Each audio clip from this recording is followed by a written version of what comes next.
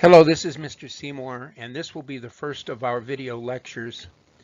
Um, this particular discussion will introduce the essential concepts of democracy and political thought.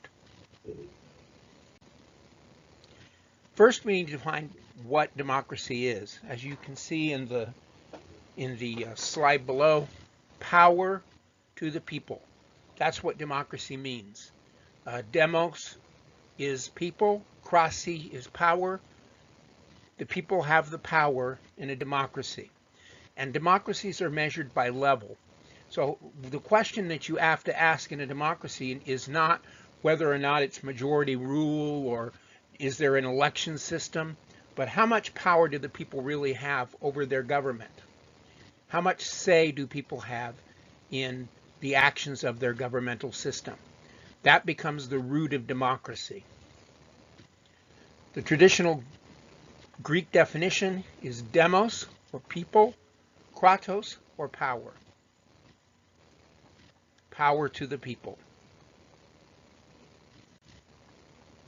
Webster's definition of democracy is a form of government in which people choose their leaders by voting. So voting is an important part of a democracy, but it's not the only part of a democracy.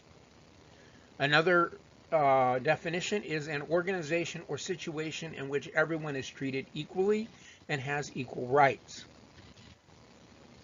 Or a government by the people, especially the rule of the majority.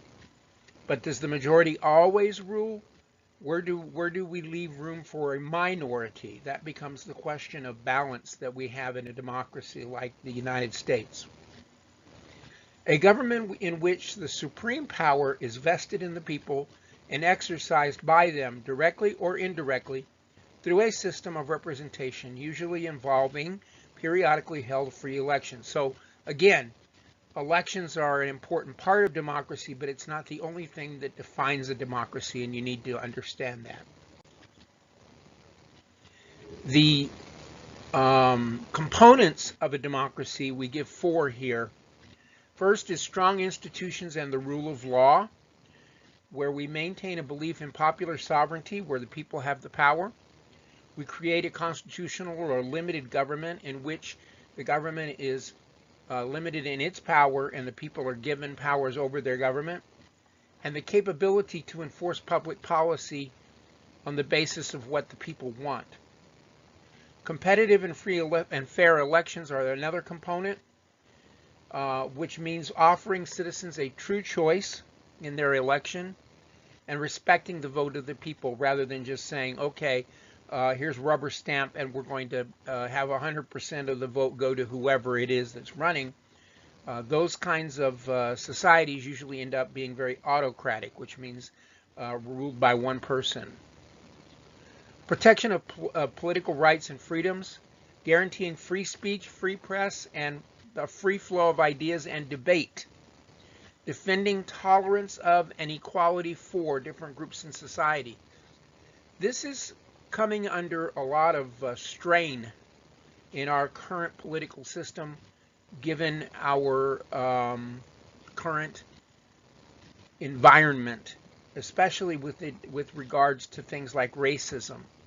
And I would point out recent events, particularly as I'm doing this lecture, a KKK march in Charlottesville, Virginia, led to a tremendous amount of conflict between KKK members or members who were alt-right and those who were defending certain statues on their campus. There were people who wanted to remove statues of Civil War heroes like Robert E. Lee, and the white alt-right, pro-white members of society came down, often KKK and neo-Nazi, and they wanted to defend those statues, while others wanted to defend the right to remove those statues because they're not politically correct, and it led to a lot of conflict. All right, there are many forms of democracy. Direct democracy, or Athenian democracy, going back to Athens, Greece, is where everyone participates directly in every decision. The only problem with a direct democracy is once you get to a certain size in your population, it's very hard to give everyone a direct involvement in every decision. So we have the issue of how impractical it is for the population of a country to be given direct authority over its government. So we have representative governments, which are indirect forms of democracy. They're based on representation and voting. People vote on others to represent them. Most nations today can be measured by degrees or levels of democracy, with direct democracy being one side and indirect or representative democracy being on another, and then autocratic or one-person rule or rule by a group are also on another side. Those are the opposite of democracy. Now, there's also this theory of elitism. Elite democracy means that the only role of citizens is to choose their leaders, and once election day passes, the citizens tune out while the elected representatives take care of business, because the elected representatives then become the elite, and they make decisions for us. And the idea then is, in an elitist democracy, we the people don't get directly involved. Well, that doesn't necessarily work. Those that support the elitist theory say that since voters are choosing the cream of the crop to represent the country, citizens should trust their leaders to do what is best. In this day and age, you have to ask yourself, have we really elected the cream of the crop? I'm going to leave that decision up to you as to the level of which we can really trust who we're electing and why we're electing them. But you can see that an elitist democracy would say they have the power, they are the elected representatives, we just stay away. The criticism of such a theory is that it is dangerous to let the government run roughshod over the public. The people should have some control over what the elected representatives say and do.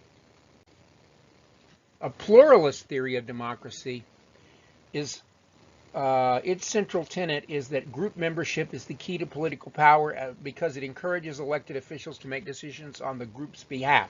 So we have the idea that we recognize things like special interests. A simultaneous advantage and disadvantage of a pluralist democracy requires more activity from its citizens. A participatory democracy is a form of government where citizens play a very active role in controlling all of the major aspects of their lives. It generally requires the citizens to vote on each major issue that may affect them. It requires an enormous amount of effort, time, and knowledge for citizens to possess. Most observers of American politics believe that we fit under a pluralist democracy umbrella, where we look at the majority and we look at groups, special interest groups. Then we have the problem of hyperpluralism. Hyperpluralism is pluralism gone sour. Too many cooks spoil the broth, you could say. Groups that are so strong that government, which gives in to the many different groups, is weakened. And this is often, you can often tell when hyperpluralism is happening because the elected leaders play to their base, those that elected them into office. And in Texas, we have a saying, you dance with the ones that brung ya. And that means that if you were elected by a particular group of people, you play to that group because they are the ones that you owe your job to.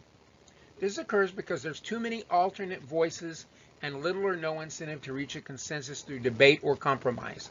And there are a lot of people that argue that we are in an era of tremendous hyperpluralism. Democracy's common thread is the participation of the citizen. And this particular painting below is basically, it's called the town meeting.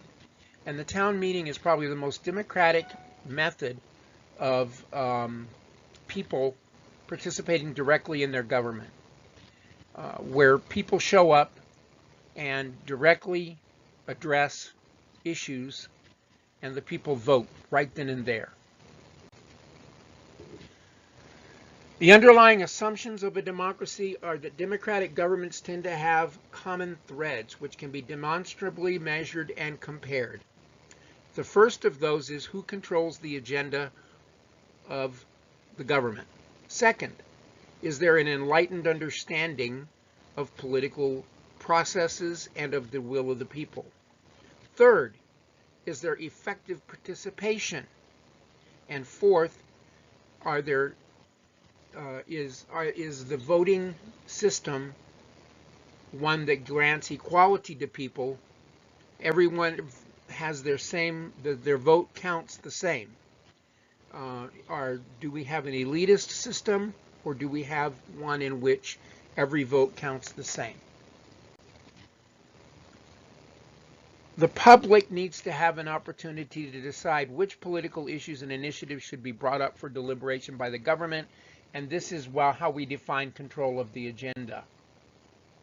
Enlightened understanding is that before the decision-making process begins, citizens themselves, the voters, must have ample and equal opportunity to discover and affirm the policies and their consequences with a full disclosure of all details.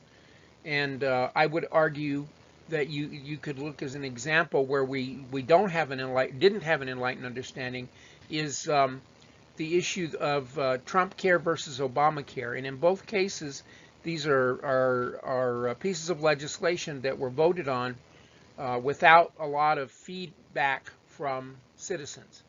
But when citizens let their representatives know that they're following their actions and that they care about what's going to happen, you have enlightened understanding.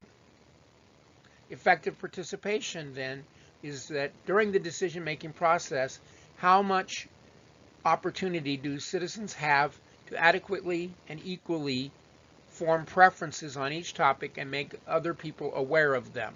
And we're in an era where we have a lot of debate over a lot of different kinds of legislation. Not a lot of legislation is getting made right now in Congress because of this problem. Voting equality.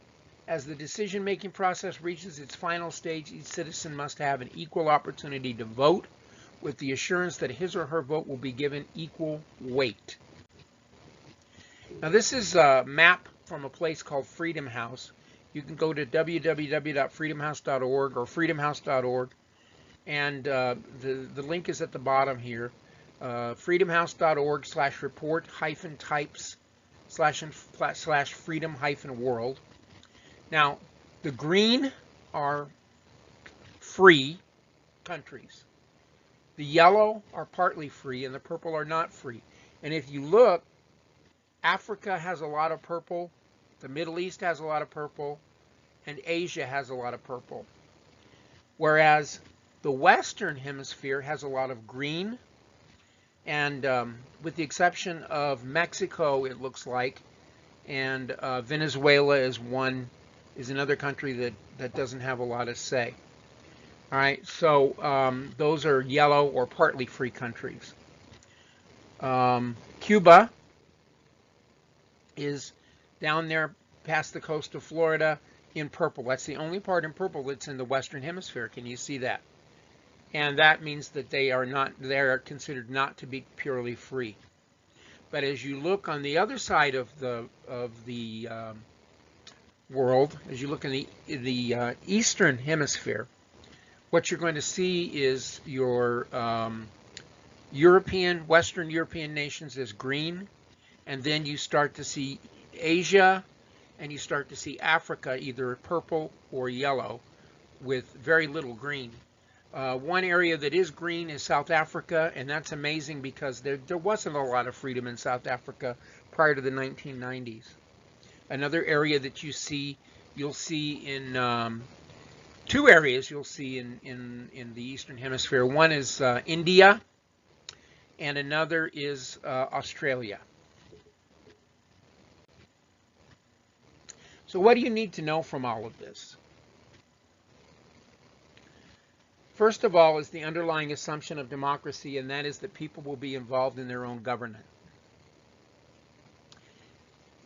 Where in the Constitution are both democracy and civil liberties directly addressed? In the Bill of Rights, the first 10 amendments to the Constitution. And you need to know that really this is where we set up the rules of how people are going to have power within their own government. So constitutionality, the idea of constitutional limits are in the Bill of Rights. The foundations of democracy are that we have strong institutions and the rule of law, which means a functioning state capable of delivering public services, strong judicial institutions, routine political processes and standards of political behavior that lead to peaceful resolution of conflict and change of leadership. Competitive and free and fair elections, universal suffrage and the ability to run for office, no government coercion or predetermined outcomes, competitive political party systems, voters are offered true choices, not just fake names on a ballot. Citizenship and civil society, citizens who act alone or collectively can influence public policy decisions. Government allows for the free creation of associations and allows them a role in the political process. The government and elected officials are held accountable for their actions and policy decisions. Also, there's a protection of political rights and freedoms. Of course, this is in the United States, as in our Bill of Rights. Free and open exchange of information and public debate, including a free press or media. Constitutionally protected political rights and civil liberties. Tolerance among citizens, and we have to ask ourselves, do we really have, of these three things, to what degree do we have today? And is our democracy being challenged because these things are not available? Some contemporary issues, the question becomes, is the United States a true democracy today? And does democracy have to model the American system? Is the American export of democracy a positive or negative impact on our political system in the world today? For example, U.S. involvement in Iraq, the Arab Spring, and post-colonial governments in Latin America, and I would also argue the threat to get involved in North Korea. Do we say that we're going to export American democracy to other countries with the hope that they're going to adopt our system, and by adopting our system, will they be as free as we are? Will they understand how that democratic system works? That's a big question, one in which we're going to discuss that in our online forum this week. And that concludes this particular discussion on democracy and its foundations.